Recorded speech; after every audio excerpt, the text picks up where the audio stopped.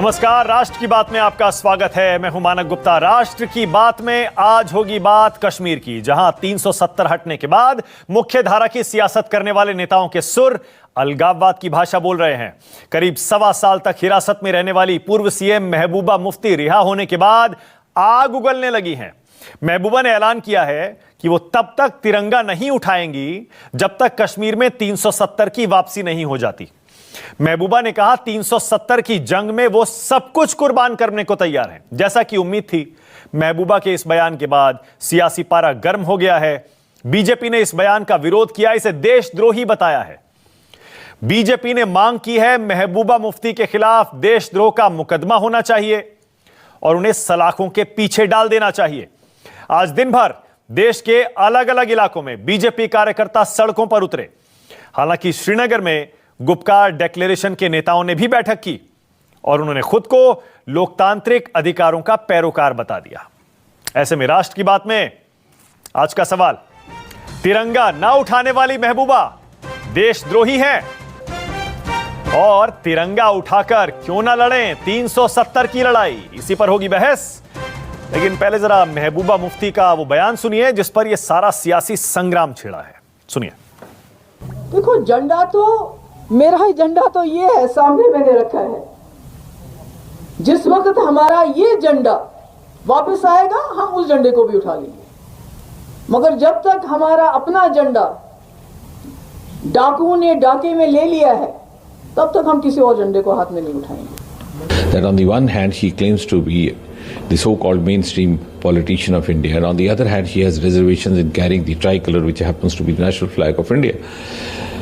And this is what we have been maintaining for the last several years, that the so-called political parties, the so-called political leaders of Kashmir, whether they be from the PDP or from the National Conference, ऐसे दुश्मन देश का समर्थन करके और इससे पहले पाकिस्तान का समर्थन करके महबूबा मुफ्ती ने बहुत बड़ा अपराध किया है। महबूबा मुफ्ती ने राष्ट्रद्रोह किया है। महबूबा मुफ्ती के खिलाफ राष्ट्रद्रोह का मुकदमा दायर करके इनको जेल की सलाखों के पीछे बंद करना चाहिए। ये एंटी नेशनल जमात नहीं है। हमारा मकसद है कि जम्मू कश्मीर और लद्दाख के लोगों के जो हकूक हैं वो उन्हें वापस मिलने चाहिए।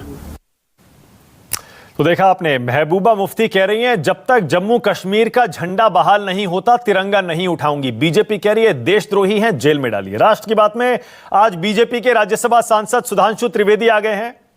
सलमान निजामी को आप देख पा रहे हैं, कांग्रेस से ताल्लुक रखते हैं, कश्मीर के नेता हैं। ताहिर सैयद को आप देख रहे हैं, ताहिर सैयद पीडीपी के प्रवक्ता हैं। और अहमद अय्याज मेरे साथ जुड़ने वाले हैं, सेक्रेटरी हैं जेकेपीएलबी के। आप सभी का स्वागत है। ताहिर, आपसे शुरू कर रहा हूं। सुन पा रहे हैं ताहिर? जी। ताहिर, आप जानते हैं, हाँ, आप जानते हैं हिंदुस्तान में तिरंगे का अपमान करने वाले को 3 साल की जेल हो सकती है। आप जानते हैं ताहिर सैयद? मानक जी, तिरंगे का किसी ने अपमान नहीं किया है। बदकिस्मती से महबूबा जी के इस स्टेटमेंट को गलत तरीके से इंटरप्रेट किया जा रहा है। आप जो तिरंगे की बात कर रहे हैं, मैं आपको मानक जी बताऊं कि हम जो मेन स्ट्रीम जो मुख्य धारा की यहाँ पॉलिटिकल पार्टीज हैं, हमारे 10,000 वर्कर यहाँ पर सिर्फ इसलिए क्योंकि वो तिरंगे के साथ खड़े हुए। और आज भी हमने कभी तिरंगे का अपमान नहीं किया है। हम सिर्फ यही कह रहे हैं कि हमारी जो जद्दोजहद है, हमारी जो स्ट्रगल है, ये कॉन्स्टिट्यूशनल या ये डेमोक्रेटिक रेजिस्टेंस हमारी है, हमारे राइट्स के लिए। ताहिर सैयद, और महबूबा जी ने जो भी स्टेटमेंट दे दिया है, आप मुझे मानक की बात मुझे जरा कंप्लीट करें। अब महबूबा जी ने जो भी स्टेटमेंट, उन्होंने कहा बुनियादी तौर पर बीजेपी और आरएसएस जो है वो कॉन्स्टिट्यूशन ऑफ इंडिया को रिप्लेस करना चाहती है आरएसएस के एजेंडा के साथ। मानक जी, इस देश में दो चीजें एक साथ नहीं चल सकती। मैं भी तो यही कह रहा हूं, इस देश में दो चीजें एक साथ नहीं चल सकती। दो झंडे नहीं चल सकते, दो निशान नहीं चल सकते, दो कानून नहीं चल सकते। दो झंडे चल सकते हैं लेकिन कॉन्स्टिट्यूशन ऑफ इंडिया और कॉन्स्टिट्यूशन भी दो नहीं चलेंगे ताहिर सैयद, वो इतिहास हो गया। ओके, एक सेकंड। ओके, एक सेकंड। आप और मैं उलझे, आप और मैं संविधान पर उलझे। उससे पहले मैं 3 बहुत छोटी छोटी बातें कहना चाहता हूं, उसके बाद सुधांशु जी आप ही के पास आ रहा हूं। मैं तो बड़ी सीधी सी बात कह रहा हूं। आप कह रहे हैं रेजिस्टेंस, मांग 370 की, जम्मू कश्मीर के झंडे की मांग, लेकिन जब महबूबा जी ये कहती हैं कि मैं तिरंगा तब उठाऊंगी शर्तों के साथ तिरंगा उठाऊंगी, इसका मतलब उनको तिरंगे में भरोसा नहीं है। ताहिर सैयद, जिसको इस देश में रहने वाले किसी भी इंसान को तिरंगे में भरोसा नहीं है, उसका इस देश में क्या काम है? ताहिर सैयद, अगर आपका देश के सुप्रीम कोर्ट में भरोसा नहीं है, जहां पर इसे चैलेंज किया जा चुका है, तो आपका इस देश में क्या काम है? मैं पूछता हूं। अगर संसद में भरोसा नहीं है, संसद में जिसका भरोसा नहीं है, उसका इस देश में क्या काम है? ताहिर सैयद, आप कहते हैं 370 की मांग, तिरंगा उठाकर 370 की मांग क्यों नहीं हो सकती? मानक जी, हमने कॉन्स्टिट्यूशन ऑफ इंडिया पर भरोसा करके ही हम इस देश के साथ मिले हुए हैं, और 370 हमें कॉन्स्टिट्यूशन ऑफ इंडिया ने दिया है। ये हमें कॉन्स्टिट्यूशन ऑफ पाकिस्तान ने नहीं दिया है, ये हमें कॉन्स्टिट्यूशन ऑफ इंडिया ने दिया था। ये सब चीजें जो चोरी छुपे, ताहिर सैयद, दिया है नहीं करना, ये दिया था, बिल्कुल सही बात है, दिया था। जो चोरी छुपे बीजेपी ने, अरे देश की संसद अगर कुछ करती है, चोरी छिपे नहीं करती है। ताहिर सैयद, देश की संसद को, मानक जी, कॉन्स्टिट्यूशन ऑफ इंडिया आपको ये वाजिया तौर पे कहता है कि देश की संसद को ये पावर नहीं है। अरे तो सुप्रीम कोर्ट जा सकते हैं अपना। ताहिर सैयद, यही तो मैं भी कह रहा हूं। अगर आपको जिस तरीके से 370 हटाई गई, आपका झंडा आपसे छीना गया, आपका संविधान छीना गया, उसके खिलाफ एक ही रास्ता है, सुप्रीम कोर्ट जाइए। आप ये कैसे कह सकते हैं? सुधांशु त्रिवेदी, तिरंगा ना उठाने वाला या खुलेआम ये कहने वाला सुधांशु त्रिवेदी, मैं तिरंगा नहीं उठाऊंगी, वो कौन हुआ? सुधांशु जी, परिभाषित करिए। देखिए, जिनकी नाकाम हसरतों का जनाजा उठ गया, वो आज झंडा उठाने की बातें कर रहे हैं, उससे साफ उनकी खीज और बौखलाहट दिख रही है। झंडे की जो बात कही, तो मैं पूछना चाहता हूं मानक जी, जितने भी आंदोलन हुए जो तथाकथित कश्मीरियत को लेके हो रहे थे, आज तक आपने कभी किसी आंदोलन में कश्मीर का झंडा देखा था? हमें तो नहीं याद है। तब तो झंडे दिखते थे पाकिस्तान के, झंडे दिखते थे ISIS के, अब कश्मीर का झंडा याद आने लगा। जरा मैं चुनौती से कहता हूं, ये पत्थरबाजों की भीड़, ये जुमे की नमाज पर निकलती हुई भीड़, इसके हाथ में यूं लहराते हुए झंडे, कितनी बार कश्मीर का झंडा दिखा? इसका मतलब वो कश्मीर से कोई लेना देना नहीं था। तो जाकिर मूसा कहता था ये कोई कश्मीरियत की लड़ाई नहीं, ये इस्लामी खलीफत की लड़ाई है, ये सब चुप रह के उसका समर्थन करते थे, और आज झंडे की बात कर रहे हैं। और अभी PDP के प्रवक्ता महोदय ने बात कही, चोरी छुपे। जनाब, चोरी छुपे तो ये था कि 26 अक्टूबर 1947 को जो डॉक्यूमेंट ऑफ एक्सेशन यानी भारत में विलय का पत्र हस्ताक्षर किया गया था, वो शब्दशः line by line, word by word वही था जो शेष 564 रियासतों के लिए था। चोरी छुपे बाद में उसमें ऐड किया गया। और चोरी छुपे ये होता है कि आर्टिकल 35 से भारत का एक ऐसा संविधान संशोधन था जो कभी संसद में पास ही नहीं हुआ, राष्ट्रपति के आदेश के द्वारा एनेक्सर में ऐड कर दिया गया। ये चोरी छुपे था। जो हमने किया वो पूरी तरीके से संवैधानिक प्रक्रिया के थ्रू किया। और महबूबा जी की क्या बात कही जाए, अपनी सीट बचा नहीं पाई, अपने सांसद बचा नहीं पाई, सांसद उनके साथ रहे नहीं, जनता उनके साथ रही नहीं। अभी जब अब्दुल्ला परिवार और मुफ्ती परिवार को मैं वहां देखता हूं और परोक्ष रूप से समर्थन करते हुए नेहरू परिवार को देखता हूं, तो मुझे जानते माने क्या याद आता है? ये सन 47 में जब राजे रजवाड़े चले गए थे, उसके बाद कोई कहे कि जब तक मेरा ये वचन नहीं पूरा होगा मैं वो गद्दी पे नहीं बैठूंगा, तो गद्दी रही नहीं भाई, अलोकतंत्र आ गया। तो अब आप बैठिए ना बैठिए, जो भी है आपने ख्वाबो ख्यालों में जीवित रही है। उसी प्रकार से अब धारा 370 इतिहास का पात्र हो गई। हाँ सुधांशु जी, मेरी दो बड़े सीधे सीधे सवाल हैं आपसे, और ईमानदारी से दिल पे हाथ रख के जवाब दीजिएगा सुधांशु जी। क्या आज आपके मन में सुधांशु जी, बीजेपी के सांसद, बीजेपी के प्रवक्ता होने के नाते यह पछतावा है कि आपने पीडीपी के साथ मिलकर सरकार बनाई थी? आज वही पीडीपी की नेता महबूबा मुफ्ती तिरंगे को खुलेआम चुनौती दे रही हैं। और दूसरा सुधांशु जी, अगर जैसा आपके रविंद्र रैना कह रहे हैं देशद्रोही बयान है, मांग कर रहे हैं एलजी, वहां के एलजी से, वो कह रहे हैं कि इनको गिरफ्तार करिए, देशद्रोह का केस डालिए, क्यों नहीं करते आप ये? देखिए, जहां तक देशद्रोह वाली बात है, इसमें संवैधानिक संस्था और जो जांच एजेंसी अपने हिसाब से समुचित कार्रवाई करेगी। यहां पे हम सब राजनीतिक व्यक्ति हैं, तो नैतिक और राजनीतिक उत्तर देना हमारा काम है, संवैधानिक और कानूनी कार्य करना कानूनी संस्थाओं का काम है। जहां तक आपने बात कही महबूबा मुफ्ती के साथ गठबंधन की, तो हाँ, मैं ईमानदारी से कहता हूं, जैसे हम कहते थे महागठबंधन महामिलावट है, हमारी वो महामिलावट थी, हमने गलती स्वीकार की और तो प्रधानमंत्री महोदय स्वीकार कर चुके हैं। और मानक जी, हम और ऐड कर दे रहे हैं, हमने सिर्फ विरोधी दलों के साथ जब गठबंधन किया है तो सिर्फ जम्मू कश्मीर में पीडीपी के साथ नहीं किया, हमने उत्तर प्रदेश में बसपा के साथ भी किया था, हमने केरल में डीएमके के साथ भी किया था, जिससे हमारा दुर्विरोध था। नहीं, एक सेकंड, नहीं, सुधांशु जी माफ करिए, मैं आपसे बिल्कुल सहमत नहीं हूं। मैं बीजेपी के बीएसपी से गठबंधन से या बीजेपी के बाकी देश के किसी और दल के गठबंधन से बीजेपी पीडीपी गठबंधन को अलग मानता हूं, बिल्कुल अलग मानता हूं, क्योंकि पीडीपी की नेता महबूबा मुफ्ती आज खुलेआम कह रही हैं तिरंगा नहीं उठाऊंगी। सुधांशु जी सीधे सीधे मुंह चिढ़ा रही हैं, वो सीधे सीधे ठेंगा दिखा रही है तिरंगे को। अरे मैं उत्तर दे रहा हूं मान्यवर, मैं उसका उत्तर दे रहा हूं। तो मैंने कहा कि हमने जेडीएस के साथ कर्नाटक में भी किया था, सब जोड़ लीजिए, मगर हमने कभी अपना मुख्यमंत्री बनाने के लिए नहीं किया। हमने राष्ट्र की मुख्य धारा में लाने का प्रयास किया और वह असफल था। और जहां तक इसकी बात है, जब तक हमारे साथ रही तो महबूबा मुफ्ती का वो बयान याद है टीवी पर कि उन्होंने खुद बोला था कि जो बच्चे पत्थरबाजी करते हुए आर्मी कैंप पे जा रहे हैं वो दूध और डबल रोटी लेने नहीं जा रहे, उन्हें कॉन्सिक्वेंसेस के लिए तैयार रखना होगा। और जब इनके साथ गठबंधन था कांग्रेस के साथ, तो महबूबा मुफ्ती और मुफ्ती मोहम्मद सईद तो छोड़िए, खुद गुलाम नबी आजाद साहब दिल्ली आए थे कि अफजल गुरु को फांसी नहीं होनी चाहिए।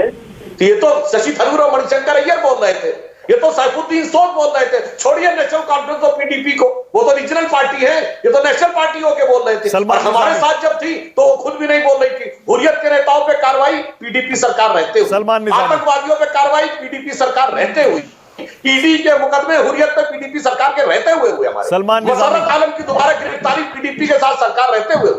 सलमान निजामी, क्या महबूबा मुफ्ती का यह बयान तिरंगा नहीं उठाऊंगी देशद्रोह है क्या? सलमान निजामी, देखिए मानक जी, आप भी शहादत हैं, तब भी आज भी आप हैं। सबसे बड़ी बात मैं पूछना चाहता हूं इनको, महबूबा मुफ्ती का जो स्टेटमेंट है मैं उसको एंडोर्स नहीं करता, उनकी तो पॉलिटिक्स इसी पे है।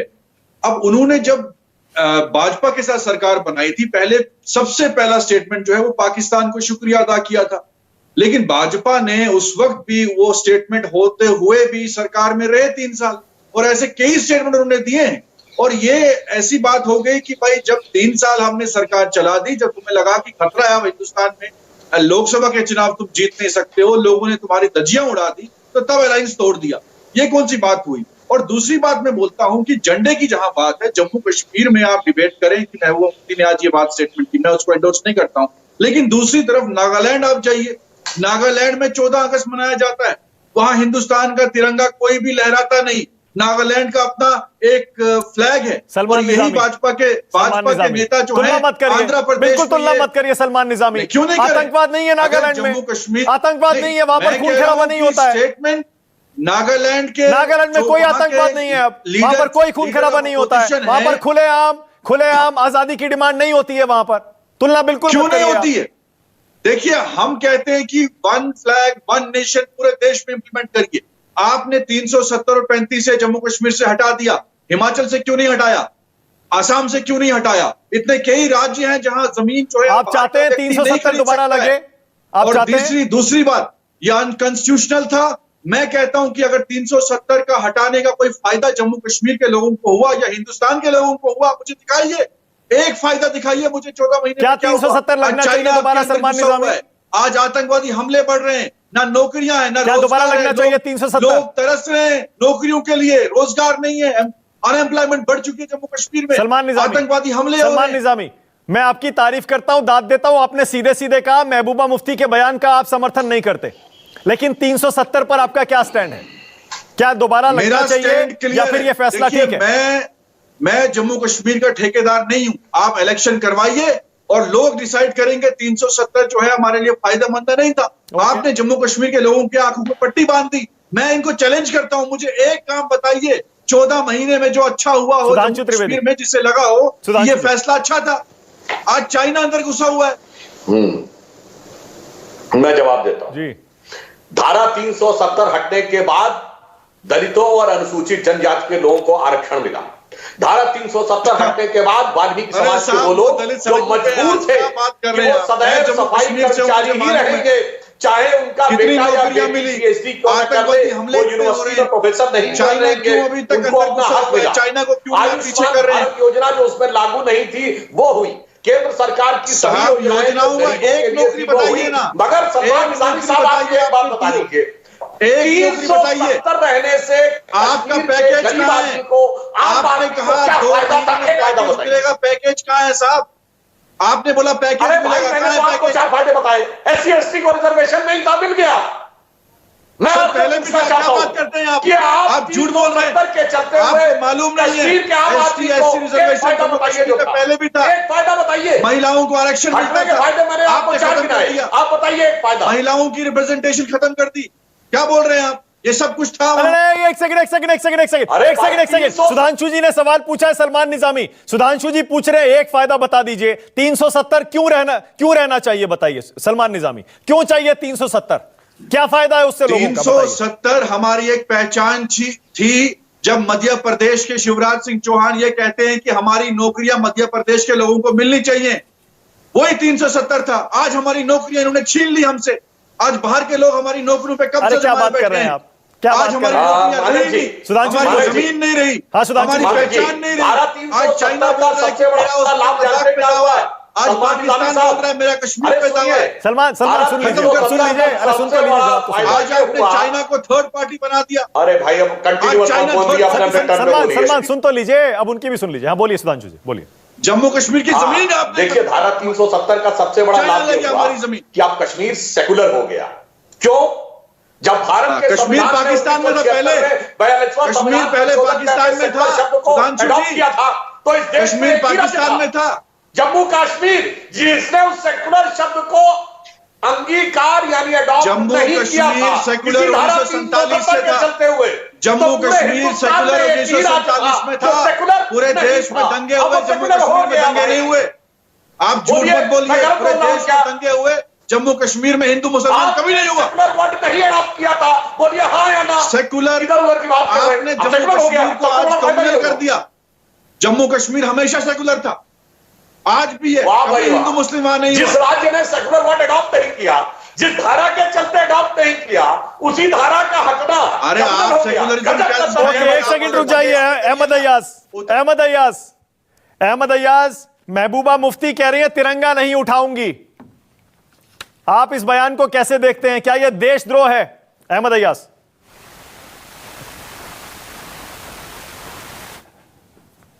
लीजिए, कल तो वह चीफ मिनिस्टर और बनती है तो वो फिर झंडा नहीं लहराएगी। उसने पहले भी लहराया है और इसका कभी ये मतलब नहीं है कि वह जो उसने कहा कि वो उसको शी मीन्स दैट।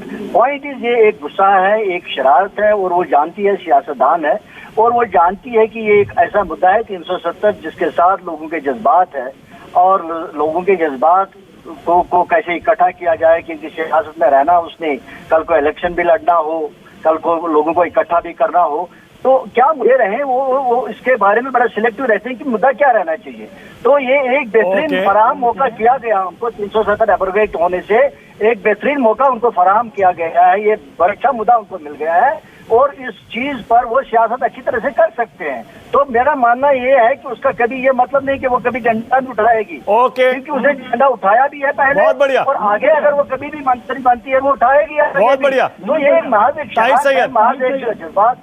बहुत बढ़िया। ताहिर सैयद, इसका मतलब सिर्फ और सिर्फ अपनी राजनीतिक जमीन जो महबूबा मुफ्ती खो चुकी हैं उसको वापस पाने के लिए, दोबारा हासिल करने के लिए महबूबा जी इस तरह के बयान दे रही हैं और उसीलिए फारूक अब्दुल्ला भी इस तरह के बयान दे रहे हैं। चीन की मदद लेनी पड़ेगी, मतलब एक्सट्रीमिस्ट को वो खुश करना चाह रही हैं। फारूक अब्दुल्ला भी और महबूबा मुफ्ती भी। आने वाले चुनाव की तैयारी हो रही है ताहिर सैयद। मानक जी, अगर ये आने वाले चुनाव की तैयारी होती तो फारूक साहब और महबूबा जी एक ही प्लेटफॉर्म पर नहीं बैठी होती।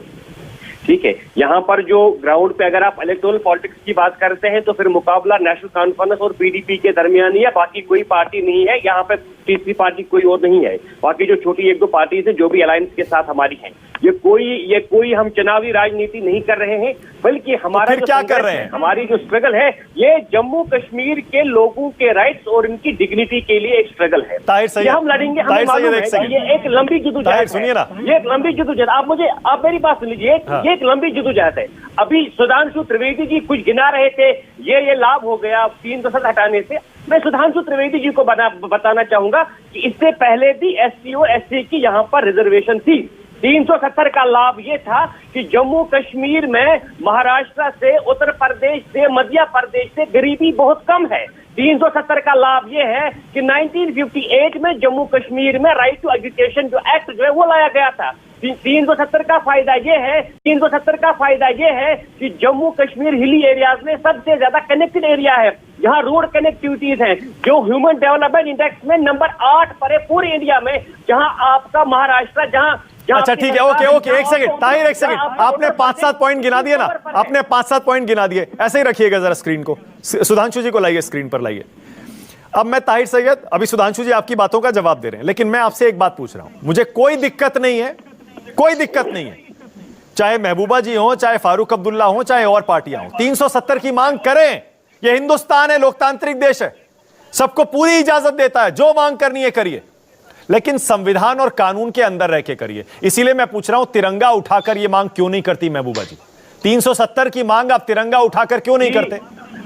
क्यों आप पाकिस्तान की भाषा बोलते हैं? तिरंगा नहीं उठाऊंगी, ये पाकिस्तान की भाषा है। मानव जी, कौन पाकिस्तान की भाषा बोल रहे हैं? मानव जी, प्रॉब्लम पता क्या है? प्रॉब्लम ये है कि हमारा जो नेशनल मीडिया है उसने हमें पहले ही देश विरोधी डिक्लेयर कर दिया है। हमारी जो जंग जो है वो विद इन कॉन्स्टिट्यूशन। अच्छा, अब 1 मिनट रुकिए, अब अच्छा 1 सेकंड रुकिए, अब आपने संविधान की बात कर दी ना, अब मुझे बताइए, जब ये कहती हैं महबूबा जी सब कुछ कुर्बान कर देंगे, खून बहा देंगे, ये संविधान के अंदर है, खुलेआम हिंसा भड़काने की कोशिश कर रही है, वो भड़काऊ बयान नहीं है ये। जर्नलिस्ट महबूबा जी ने उसका जवाब दिया होगा, किस कॉन्टेक्स्ट में दिया है मुझे नहीं मालूम। अब बताइए, आप कॉन्टेक्स्ट नहीं पता आपको? हमको संघर्ष करनी है। वो कह रही है लोगों ने बहुत खून बहा दिया, अब हमारे खून बहाने की बारी है। लोगों ने खून नहीं, अरे खून बहाने की बात करने वाला कौन हुआ मुझे बताइए? उन्होंने कहा लोगों ने बहुत कुर्बानियां दी है, अगर आज लीडर्स को भी कुर्बानी देनी पड़ेगी तो हम तैयार हैं। कौन सी कुर्बानी देने के लिए हम तैयार हैं। कौन सी कुर्बानी? कुर्बानियां मुख्तलिफ किस्म की होती है। आप चाहते क्या है मुझे आप ये बताइए, क्या आप ये चाहते हैं कि जम्मू कश्मीर के लोग रोडों पर सड़कों पर आ जाएं? बिल्कुल नहीं, बिल्कुल नहीं। एक सेकंड, ना, एक सेकंड। जम्मू कश्मीर में यही तो समस्या है आप लोगों की, वहां की राजनीतिक दलों की। मैं कह रहा हूं ताहिर सैयद, यही समस्या है। 370 के खिलाफ बहुत बड़ी बड़ी बातें हो रही थी ना, खून की नदियां बह जाएंगी, किसी की हिम्मत नहीं है। आज कौन सा विरोध हो रहा है जम्मू कश्मीर में बताइए?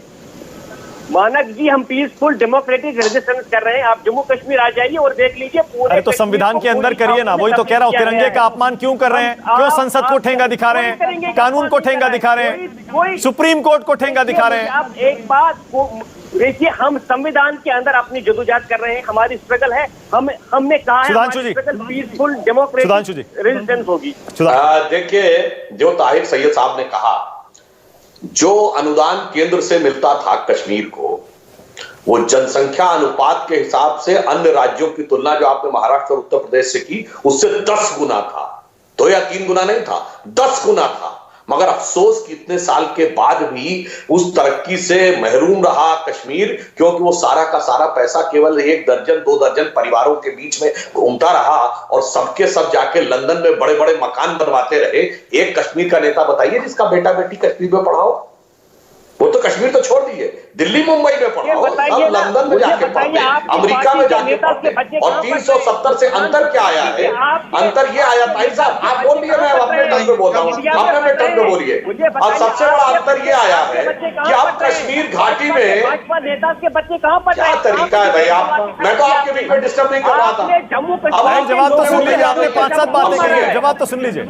आपने 5-7 पॉइंट उठाए, जवाब सबसे बड़ा अंतर जानते क्या आया ताहिर सैयद साहब? अब कश्मीर घाटी में ISIS के झंडे नहीं दिखते, अब पाकिस्तान के झंडे नहीं दिखते, अब पाकिस्तान जिंदाबाद के नारे नहीं दिखते। अब 26 जनवरी और 15 अगस्त को बाकायदा लाल चौक के ऊपर झंडा फहराया जा सकता है। और उससे पहले भी होता था, के बाद पत्थरबाजों के हुजूम के साथ निकलती हुई वो वैश्याना भीड़ अब नहीं दिखती। अंतर आया है। और इंफॉर्मेशन कोई गलत है, कश्मीर का आम आदमी इन नेताओं के साथ नहीं दिखता, वरना जेल से निकलते ही इनके घरों में हजारों का हुजूम खड़ा हो गया होता। कितने लोग आए इनसे मिलने बताइए?